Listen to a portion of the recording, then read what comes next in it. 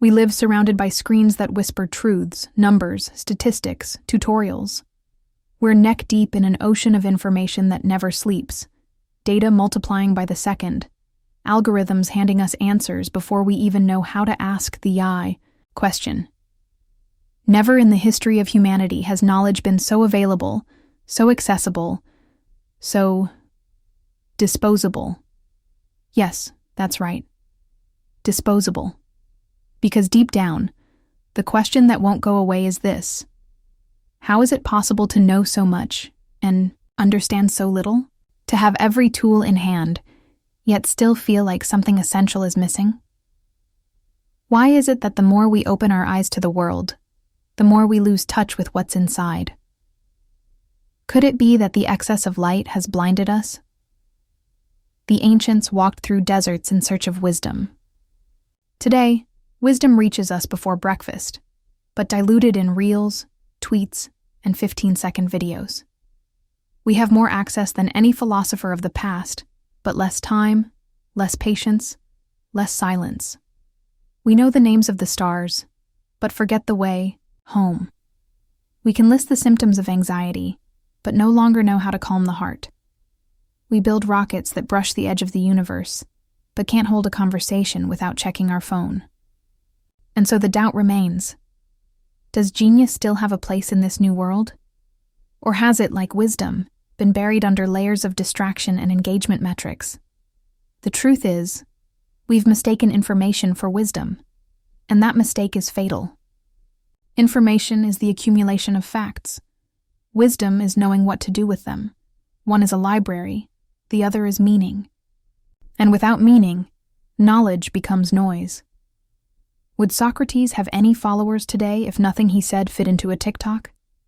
Would Lao Tzu be heard if his philosophy didn't promise instant success?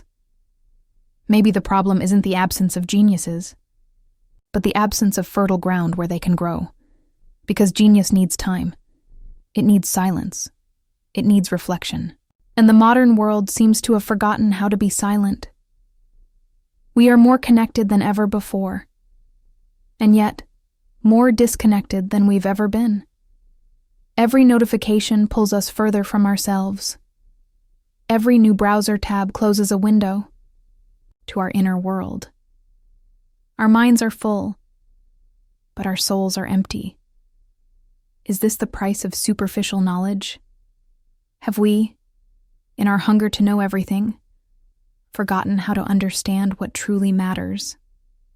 Perhaps today, the most revolutionary act is simple: to stop, to breathe, to think, and to ask, not Google, but ourselves.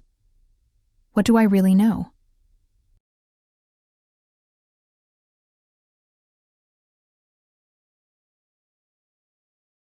We live in what could be called the great banquet of information, an endless feast where the table is set with data, facts, tutorials, opinions, notifications, live streams, breaking news, and theories to suit every taste. Everything. Everywhere. All at once. But ironically, there is no digestion at this banquet. It's as if we are eating with our eyes and vomiting with our minds. We're overloaded with fragmented knowledge, but malnourished in wisdom. We know everything, and yet we understand almost nothing. We've entered an era where information has become an addiction, and like any addiction, it promises to fill the void, but only deepens it. Open your feed, and there it is. The world. Wars, 3-ingredient recipes, existential crises explained in slideshows, spiritual gurus in 30-second videos, and headlines that expire before they can even be processed. We jump from one tab to another, as if the mere act of collecting links and articles could transform us into more lucid, conscious, prepared beings. But the effect is the opposite. Excess doesn't enlighten us. It stuns us. The overwhelmed mind stops reflecting and starts reacting. We lose the ability to ponder. Depth gives way to urgency. Silence, that sacred space between a question and its answer, disappears amid the incessant noise of content. And what's most cruel? This informational avalanche gives us the illusion of understanding. We read headlines and think we know. We watch a short video and think we've grasped it. We share ready-made quotes and feel wise. But wisdom is not measured in gigabytes. It requires time, context, reflection. And the modern world has no patience for that. We're constantly refreshing the page, chasing the next hot topic, forgetting what we just learned. The mind becomes a flyover zone. Everything passes through it, but nothing lands. This is the paradox of the information age. We've never been so close to knowledge, and yet so far from wisdom. Our brains have become like browsers with dozens of tabs open, lagging, overheating, crying out for help. We feel anxious not because we don't know enough, but because we know too much and can't organize any of it. Superficiality has become a psychic defense against mental collapse. If everything is important, then nothing is. And so, we lose ourselves. The great questions. Who are we? Why are we here? What is a good life? Are diluted in a flood of soulless microinformation. Depth has been replaced by performance, knowing by the aesthetic of knowing. And in the end, what remains are fatigued minds, restless hearts, and a void that no new data can fill. Perhaps the greatest challenge of our era is no longer to learn, but to relearn how to forget what doesn't matter, so that we might finally begin to understand.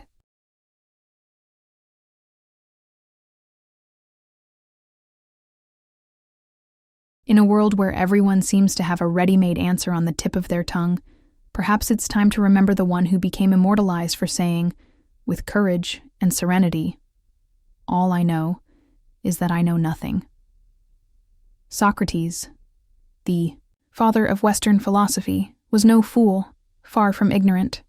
He was, in fact, the wisest man of his time, not because he accumulated facts, but because he cultivated doubt. He understood something we've forgotten amidst the modern whirlwind, that recognizing one's own ignorance is the first step toward true wisdom. It is not an admission of weakness, but a sign of inner strength. It is the kind of courage that is missing in today's world, where everyone shouts their certainties, but few stop to listen to questions.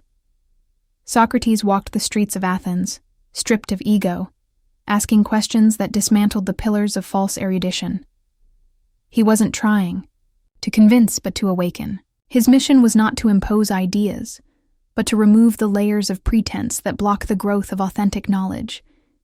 He knew that to understand the world, one must first be emptied of prejudice, of dogma, of ready-made formulas. Only then would the soul be fertile enough to receive something real. For Socrates, silence was not the absence of thought. It was a sacred space where the mind could finally hear itself. Today, however, that space has been invaded. We live in a cacophony of instant certainties. Opinion has become a form of social currency. If you don't have an immediate answer about everything, politics, science, morality, spirituality, memes, you seem to be out of touch. Doubt, once noble, is now seen as weakness. Silence, once a gesture of reverence toward the mystery of existence, has become synonymous with ignorance or omission. And so, we drown in empty certainties. We repeat ideas without chewing them, defend ideologies without understanding them, quote authors without feeling them. Knowledge has become a costume we wear, not a skin we inhabit. If Socrates were alive today, he probably wouldn't be followed. He'd be blocked. His questions would make people uncomfortable. His refusal to give easy answers would irritate an audience used to 3-minute tutorials and self-help videos with motivational slogans. But it's precisely this provocative figure that we need to recover. Because true wisdom doesn't begin with "I know," but with "what if?" And until we have the humility to strip ourselves of our certainties, we'll remain trapped in the maze of superficial knowledge. The world doesn't need more opinions. It needs more silence, more listening, more willingness to say, "I don't," no without shame. Socrates reminds us that knowledge is a journey, not a trophy. And the most fertile soil for genius is not the vanity of apparent knowing, but the courage to admit how much we still have to learn.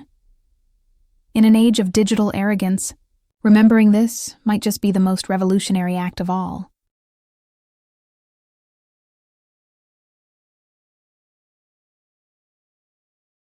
While the West bends over backwards to stack truths, data, methods, degrees, and formulas, the East gazes at the same human soul and whispers, "Empty yourself." This simple reversal changes everything. Eastern thought, especially Taoism, was never concerned with conquering knowledge, but with dissolving the ego.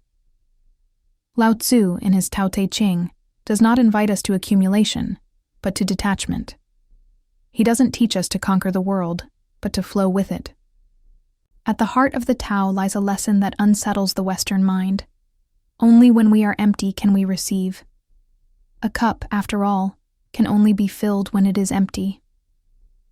That is why, while we race from tab to tab, from notification to notification, from course to course, chasing that final puzzle piece we believe will bring us peace, the Eastern sage sits, breathes, listens, and waits for life to speak. In the Tao, emptiness is not absence. It is potential. It is the space needed for the new to arise. It is the pause between the notes that gives music its meaning. It is the silence between words that gives depth to speech.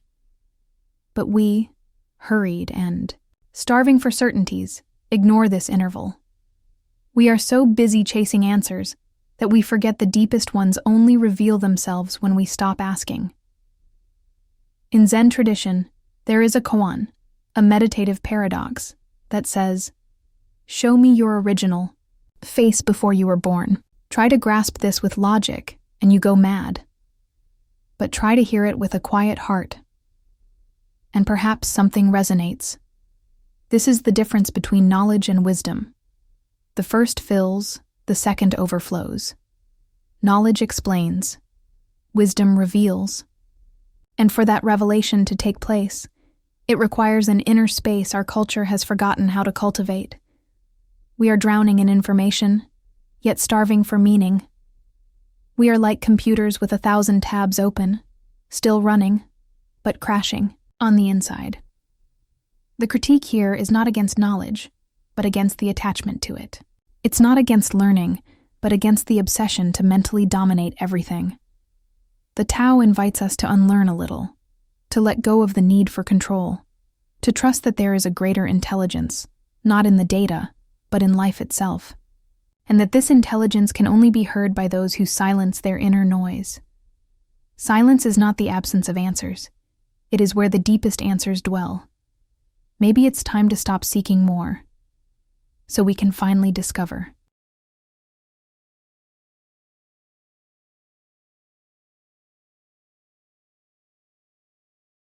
Today, we mistake genius for speed. We think a genius is someone who solves everything in seconds, who replies without hesitation, who collects degrees, followers, results. But that's merely the modern caricature of genius, inflated by the pace of social media, the anxiety of the now, the tyranny of the algorithm. The true genius, the one who shifts the course of history, who sees what others cannot, who transforms the world with an idea once thought impossible. This kind of mind is not born from noise. It does not flourish in haste. It does not sprout in environments where everything must be done yesterday. Genius isn't merely about knowing much. It is, above all, the ability to perceive what is hidden from ordinary sight. And to see the invisible, one must stop. Be silent. Contemplate. Imagine Newton under the fluorescent lights of an open-plan office, replying to emails, revising spreadsheets, jumping from meeting to meeting. Imagine Einstein trying to develop the theory of relativity while checking notifications from 5 different apps. Imagine Mozart composing his symphonies in a shared room filled with short video sounds and overlapping conversations. It sounds absurd, yet that's exactly the kind of mental environment we try to create in today's world. A world that demands, Constant productivity, uninterrupted connection, and immediate answers does not allow genius to be born, because genius requires depth, gestation, time. And time, today, has become a luxury. What few realize is that genius is like a rare seed. It needs fertile soil, silence, shade. It needs a stretch of darkness, where it matures away from the eyes, far from the pressure for results. Only after a long while does it break through the surface. But in a world that demands instant harvests, there is no space for such blooming. We kill the idea before it takes shape. We abort discoveries before they can be revealed. We demand solutions before even understanding the real question, and maybe that's why we don't see geniuses like we used to. Not because they no longer exist, but because we no longer give them time to be born. A genius is someone who dares to stay in the dark, who accepts not knowing, who refuses to settle for ready-made answers and chooses instead to dig deeper. But depth is frightening. It is slow, silent, uncertain. And that's why the modern world, with its haste and its surface-level thinking, tends to reject it. We prefer noise to silence, speed to understanding, quantity to essence. And in that trade, we lose the great ones, or worse, we prevent them from ever blooming. Perhaps there are Einsteins among us, Mozarts, Curies, Teslas, Hypatias. But their ideas are still in the womb of time, and time is what we are becoming less and less willing to give.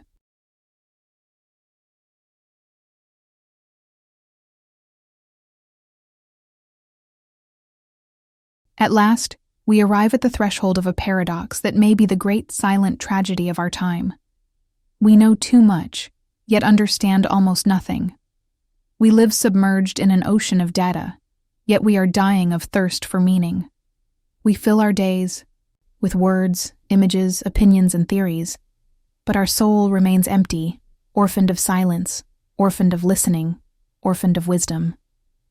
And perhaps this is the true answer to the question that has echoed since the beginning. Why do geniuses no longer appear? Because we have forgotten the simplest and deepest art ever known, the art of stopping and listening. Wisdom was never about speed. It was never about knowing first, nor knowing more. Wisdom is about knowing better. And for that, space is needed. Not just space on the calendar, but space in the heart. Space in the consciousness. A clean, uncluttered space where doubt can rest, where silence can germinate, where mystery can be contemplated without haste. Only then does thought deepen. Only then does the gaze pierce the veil of the obvious. Only then does the genius awaken. The true genius, the one who does not settle for repeating formulas, but dares to listen to what no one is saying. Who, instead of echoing the world's certainties, chooses to carry the humility of great questions. It's a curious thing, that in a world that values having a voice so much, what we most lack is those who truly know how to listen. Everyone talks, shouts, teaches, explains, but almost no one listens. Almost no one is silent. And silence, that sacred element for the birth of any deep wisdom, has become almost taboo, an inconvenience, a noise to be eliminated. Yet it is. Within silence that genius resides, in the unspoken, in the unknown, in the unhurried. And perhaps it's time we remember this, not as a nostalgic return to the past, but as a conscious leap toward a more lucid future. The world doesn't need more specialists in everything. It needs people who can be awed by mystery, who can coexist with doubt without trying to tame it with shallow answers, who can get lost along the way, because they understand that only those who truly get lost can discover something new. After all, knowing much is easy. Understanding little is tragic, and perhaps in the end, the true genius is the one who, in the noise of a rushed world, has the courage to relearn how to listen. Not to be right, but to touch wisdom. To become As Socrates once said, someone who finally knows that they know nothing.